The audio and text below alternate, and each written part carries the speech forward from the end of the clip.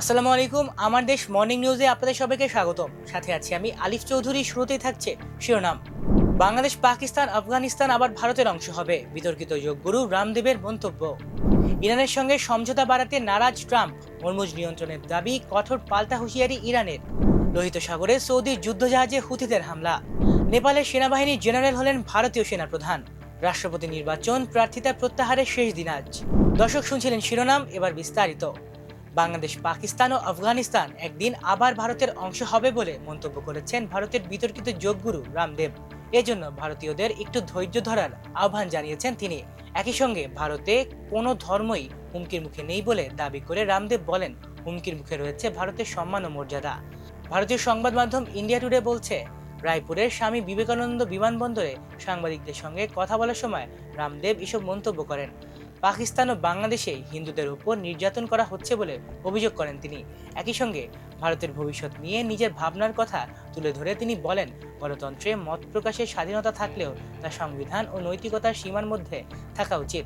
পাকিস্তানে হিন্দুদের পরিস্থিতি নিয়ে দেশটির প্রেসিডেন্ট আসিফ আলী জারদারির মন্তব্যের প্রতিক্রিয়ায় রামদেব বলেন, পাকিস্তান ও বাংলাদেশে হিন্দুরা নির্যাতন ও অবিচারের শিকার হয়েছেন। তিনি বলেন, পাকিস্তান ও বাংলাদেশে হিন্দুরা যে নির্যাতন ও অবিচারের শিকার হয়েছেন তা মানব সভ্যতার ইতিহাসে সবচেয়ে বড় নিষ্ঠুরতার ঘটনাগুলোর মধ্যে পড়ে। রামদেব বলেন, একদিন এমন সময়ও আসবে যখন পাকিস্তান, বাংলাদেশ ও আফগানিস্তান আবার ভারতের সঙ্গে যুক্ত হবে। শুধু একটু ধৈর্য ধরুন। ধর্মান্তর এবং তা ঠেকাতে ছত্তিশগড়ে করা আইন নিয়ে কথা বলতে গিয়ে রামদেব বলেন, হিন্দু, খ্রিস্টান বা মুসলিমদের ওপর নির্যাতনের অভিযোগ মূলত রাজনৈতিক বক্তব্যের অংশ। তিনি বলেন, দেশে যেসব ধর্মীয় পরিবর্তন ঘটেছে, অন্তত ভবিষ্যতে যেন কাউকে নির্যাতনের শিকার হতে না হয় তা নিশ্চিত করতে হবে। হিন্দু, ইসলাম বা খ্রিস্টান কোনো ধর্মেই হুমকির মুখে নাই। হুমকির মুখে রয়েছে ভারতের সম্মান ও মর্যাদা। রামদেব বলেন, তিনি চান ভারত বিশ্বের সেরা গণতন্ত্রে পরিণত হোক এবং ভারতীয় নাগরিকরা বিশ্বের সেরা নাগরিক হোক। তিনি বলেন, আমি চাই ভারতের অর্থনীতি বিশ্বের সেরা হোক, রুপির মূল্য অন্তত ডলার ও পাউন্ডের সমান হোক এবং ভারতীয় পাসপোর্ট এত শক্তিশালী হোক যে বিশ্বের কোথাও ভারতীয়দের ভিসার প্রয়োজন না হয়। যুক্তরাষ্ট্র, চীন ও রাশিয়া সহ বিশ্বের প্রতিটি দেশেই ভারত যেন সমান সম্মান পায়, সেটিও চান বলে জানান তিনি। ইরানের সঙ্গে 60 দিনের সমঝোতা স্মারকের মেয়াদ শেষ হলেও নতুন করে তা বাড়াতে রাজি নন মার্কিন প্রেসিডেন্ট ডোনাল্ড ট্রাম্প।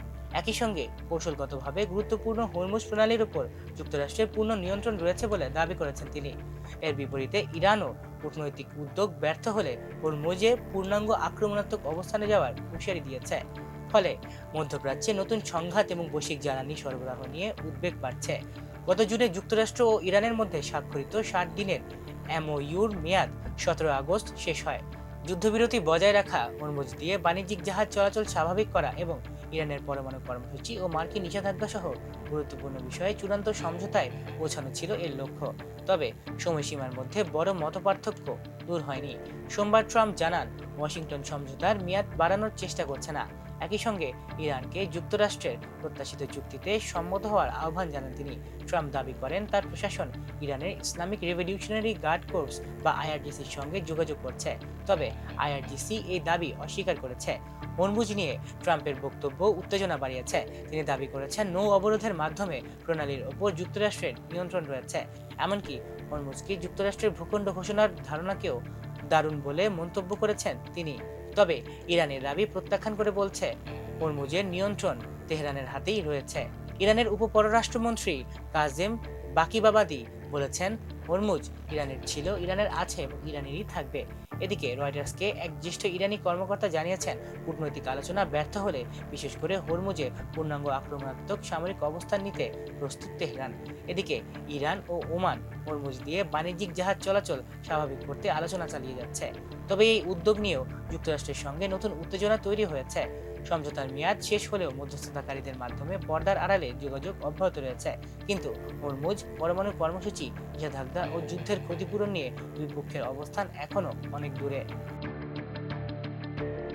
ইয়েমেনের ইরান সমর্থিত সশস্ত্র গোষ্ঠী হুথি লোহিত সাগরে সৌদি আরবের একটি সামরিক যুদ্ধজাহাজ এবং সেটির নিরাপত্তায় নিয়োজিত থাকা 4টি নৌযানের উপর ব্যালিস্টিক ক্ষেপণাস্ত্র দিয়ে হামলা চালানোর দাবি করেছে। সোমবার গোষ্ঠীটির সামরিক মুখপাত্র ইয়াহিয়া সারি সামাজিক যোগাযোগ মাধ্যম টেলিগ্রামে দেয়া এক আনুষ্ঠানিক বিবৃতির মাধ্যমে এই হামলার তথ্য নিশ্চিত করেছেন। হুথির সামরিক মুখপাত্র ইয়াহিয়া সারি তার বিবৃতিতে জানিয়েছেন, লোহিত সাগরে একাধিক ব্যালিস্টিক ক্ষেপণাস্ত্র ব্যবহার করে সৌদি আরবের ওই সামরিক সেনাবহরে হামলা চালানো হয়েছে।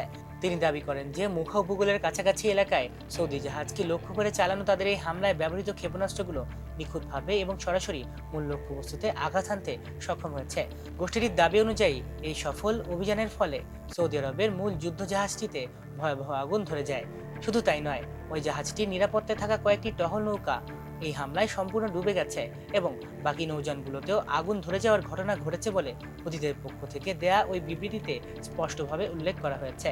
এই হামলার প্রেক্ষাপট সম্পর্কে ইয়াহিয়া সারি জানান, তাদের সশস্ত্র বাহিনী অবরোধের জবাবে পাল্টা অবরোধের সমীকরণ বজায় রাখতে এবং সৌদি সামরিক বাহিনীর সব ধরনের সমাবেশকে লক্ষ্য করে নিজেদের এই হামলা অব্যাহত রেখেছে। তবে লোহিত সাগরে ঘটা এই ভয়াবহ হামলার দাবির বিষয়ে এখন পর্যন্ত সৌদি কর্তৃপক্ষের কাছ থেকে আনুষ্ঠানিকভাবে তাৎক্ষণিক কোনো প্রতিক্রিয়া বা মন্তব্য পাওয়া যায়নি। নেপালের সেনাবাহিনীর সম্মানসূচক জেনারেল পদমর্যাদা পেয়েছেন ভারতের সেনাপ্রধান জেনারেল ধীরাজ শেঠ। সোমবার কাঠমান্ডুর শীতল নিবাসে এক অনুষ্ঠানে নেপালের প্রেসিডেন্ট রামচন্দ্র পৌডেল তাকে এই সম্মাননা দেন। দুদেশের সেনাপ্রধানকে পরস্পরের সম্মানসূচক জেনারেল করার দীর্ঘদিনের রীতির অংশ হিসেবে এই পদমর্যাদা দেওয়া হলো। নেপালের সেনাপ্রধান জেনারেল অশোকরাজ সিকদেলের আমন্ত্রণে 4 দিনের সরকারি সফরে বর্তমানে নেপালে রয়েছেন জেনারেল শেঠ। 1950 সালে এই প্রথা চালুর পর থেকে ভারত ও নেপাল একে অপরের সেনাপ্রধানকে সম্মানসূচক জেনারেল পদমর্যাদা দিয়ে আসছে। সফরে জেনারেল শেঠ নেপালের সেনাপ্রধানের সঙ্গে বৈঠক করেন। সেখানে পারস্পরিক স্বার্থ সংশ্লিষ্ট বিষয় এবং দুই দেশের সামরিক সম্পর্ক আরও জোরদারের উপায় নিয়ে আলোচনা হয়। তিনি নেপালে নিযুক্ত ভারতের রাষ্ট্রদূত নবীন শ্রীবাস্তবের সঙ্গে বৈঠক করেন। এদিকে সোমবার নেপাল সেনাবাহিনীর কাছে সামরিক ও চিকিৎসা সরঞ্জাম হস্তান্তর করেন ভারতীয় সেনাপ্রধান। পরে সেনা সদর দপ্তরে একটি গাছের চারা রোপণ এবং গার্ড অব অনার পরিদর্শন করেন তিনি। নেপাল সেনাবাহিনী জানিয়েছে, জেনারেল শেঠের সফরে দুই দেশের সেনাবাহিনীর মধ্যে পারস্পরিক আস্থা ও সহযোগিতা আরও জোরদার করবে বলে আশা করা হচ্ছে। সম্মানসূচক পদমর্যাদা প্রদান, সামরিক বৈঠক ও সরঞ্জাম হস্তক্ষেপের মধ্য দিয়ে ভারত নেপালের দীর্ঘদিনের প্রতিরক্ষা সম্পর্কের ঘনিষ্ঠতায় আবারও সামনে এসেছে।